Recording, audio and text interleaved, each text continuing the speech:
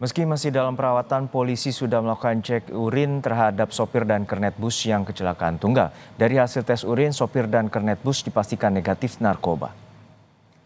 Kernet dan sopir bus yang kecelakaan tunggal di Kota Padang Panjang, Sumatera Barat masih menjalani perawatan di RSUD. Sopir dirawat karena trauma berat di bagian kepala sehingga belum bisa dimintai keterangan. Penyelidikan penyebab kecelakaan. Saat ini 23 korban selamat menjalani perawatan di Rumah Sakit Yarsi dan RSUD Kota Padang Panjang. Untuk korban meninggal, 8 jenazah telah diambil pihak keluarga, sementara 4 jenazah lain dipindahkan ke Rumah Sakit Bayangkara.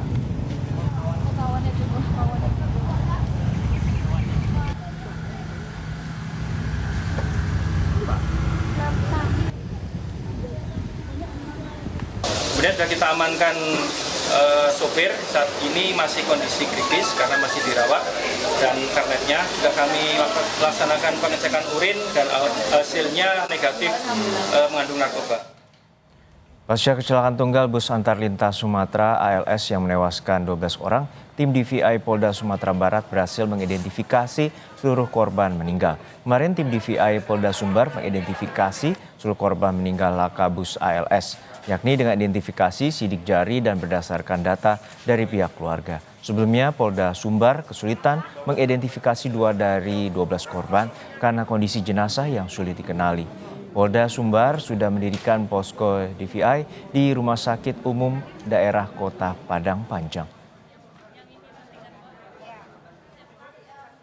Nah, yang 2 lagi itu anak-anak, karena sebentar ini dari pihak keluarga sudah melaporkan ada yang anak dan orang tuanya yang menjadi korban, jadi teridentifikasi melalui medis dan data sekundernya.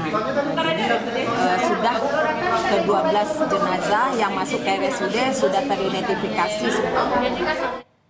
Dan untuk mengetahui informasi terkini kita terhubung dengan jurnalis Kompas TV Rio Johannes di RSUD Kota Padang Panjang, Sumatera Barat. Rio, untuk saat ini apakah seluruh jenazah sudah dapat diidentifikasi dan telah diambil oleh pihak keluarga? Ya, Juno dan juga saudara, untuk 12 korban meninggal akibat kecelakaan tunggal bus ALS di Kota Padang Panjang, itu dari 12 itu 8 jenazah itu sudah diambil pihak keluarga sejak tadi malam hingga Rabu dini hari, itu semuanya sudah diambil pihak keluarga, dibawa ke Sumatera Utara. Sementara 4 sisanya itu dibawa ke Kota Padang, tepatnya ke Rumah Sakit Bayangkara Padang, karena mereka dirujuk ke sana karena di rumah sakit yang ada di Kota Padang Panjang ini tidak ada fasilitas untuk penyimpanan jenazah. Dalam hal ini adalah lemari pendingin untuk penyimpanan, sehingganya 4 jenazah sisa yang belum dijemput oleh pihak keluarga ini dibawa ke Kota Padang untuk penyimpanannya. Demikian, Juno. Ya Rio, untuk saat ini bagaimana juga dengan perawatan terutama kondisi korban yang saat ini mengalami luka-luka? Ya, untuk perawatan korban yang mengalami luka, dari data sebelumnya ada 23 orang yang mengalami luka-luka, sisanya saat ini hingga Rabu siang ini ada 16 orang, di mana 16 diantaranya itu dirawat di Rumah Sakit RSUD Kota Padang Panjang, sementara 3 sisanya itu dirujuk ke Rumah Sakit Jamil Padang. Dan di 16 orang yang dirawat di Rumah Sakit Umum Daerah Kota Padang Panjang ini, 2 diantaranya dalam kondisi yang berat, dalam kategori berat, di mana 1 di antara 2 orang itu merupakan sopir yang membawa bus ALS ke sini. Rencananya dari pihak rumah sakit sendiri, Direktur Rumah Sakit Umum Daerah Kota Padang Panjang itu menyatakan akan merujuk sopir ini ke rumah sakit yang ada di Padang. Dalam hal ini hari ini tidak proses jadi jalur untuk rumah sakit rujukan, karena korban sendiri mengalami luka atau trauma yang cukup berat di bagian kepala. Demikian. Ya Rio, atas kejadian ini ada 12 orang meninggal dunia dan saat ini polisi telah memeriksa tes urin terhadap sang sopir yaitu negatif. Lalu seperti apa penyelidikan sementara terkait dengan penyebab kecelakaan, Rio? Ya, terkait penyebab pasti dari kecelakaan ini saat ini memang pihak kepolisian masih melakukan olah TKP seperti yang terlihat di belakang saya.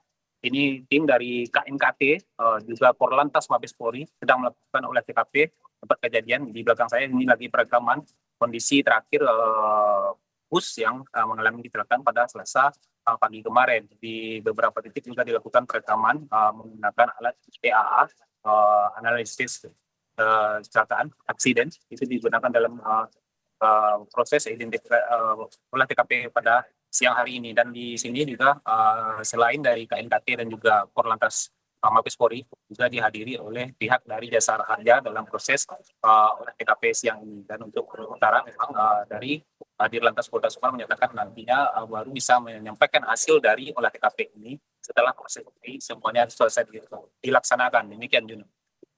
Baik, kita nantikan bagaimana olah TKP dan juga pengusutan tuntas dari Traffic Analysis Accident yang dilakukan oleh pihak kepolisian. Terima kasih atas laporan Anda, Jurnalis Kompas TV Rio Johannes dari Padang, Sumatera Barat. Dan saudara, Ditlantas Polda Sumatera Barat menggelar olah TKP untuk menyelidiki penyebab terjadinya kecelakaan tunggal bus antar lintas Sumatera yang menewaskan 12 orang. Dugaan sementara kecelakaan terjadi karena rem bus bermasalah. Setelah memindahkan badan bus antar lintas Sumatera, Ditlantas Polda Sumatera Barat bersama unit Laka Lantas Polres Padang Panjang melakukan olah TKP untuk memastikan penyebab terjadinya kecelakaan. Olah TKP dilakukan dengan menurunkan tim Traffic Accident Analysis. Selain olah TKP, untuk memastikan penyebab kecelakaan, polisi juga akan melakukan pemeriksaan terhadap sejumlah saksi serta sopir dan kernet bus. Ya, kalau olah TKP kita masih proses, dilaksanakan oleh tim TAA namanya Traffic Accident Analysis. Ini kita sedang dalam proses. Untuk sopir dan kerennya kondisinya alhamdulillah hanya luka-luka ya, sehingga masih dirawat secara intensif di rumah sakit. Belum bisa diperiksa berarti ya? Untuk sementara ini kita prioritaskan untuk penyembuhan dulu dari luka-lukanya, baru nanti kita lakukan pemeriksaan lebih lanjut. Polisi mengungkap dugaan sementara kecelakaan karena rem bus bermasalah. Bus tujuan Medan ke Bekasi ini mengalami kecelakaan tunggal di kota Padang Panjang Selasa pagi. 12 korban jiwa dalam kecelakaan ini diantaranya 6 penumpang laki-laki, 5 penumpang perempuan, dan 1 penumpang anak-anak. Polda Sumbar masih menyelidiki penyebab pasti peristiwa tragis ini. Ini tujuan dari Medan, Bekasi, via Padang. TKP, depan terminal Bukit Sulungan, Padang Panjang. Untuk penyebab, ini sementara masih olah TKP oleh tim TAA Polda Sumbar bersama Korlantas. Kecelakaan maut bus antar lintas Sumatera ini berawal saat bus berangkat dari Medan dengan tujuan Bekasi, Jawa Barat. Pada Selasa dini hari, bus sempat mengalami gangguan dan berganti sopir di area Bukit Tinggi sebelum melanjutkan perjalanan. Namun, saat memasuki kawasan Bukit Sarungan, Padang Panjang sekitar pukul 8 pagi, bus ALS ini melaju cepat hingga menghantam tembok dan terguling. Sebelumnya, petugas sempat kesulitan saat melakukan proses evakuasi korban karena badan bus yang terguling dan menghantam tembok. Alat berat dikerahkan untuk mempermudah evakuasi korban. Korban yang berhasil dievakuasi langsung dibawa ke Rumah Sakit Umum Daerah Padang Panjang dan Yarsi Padang Panjang. Dalam kecelakaan ini, 12 orang tewas dan 23 orang terluka.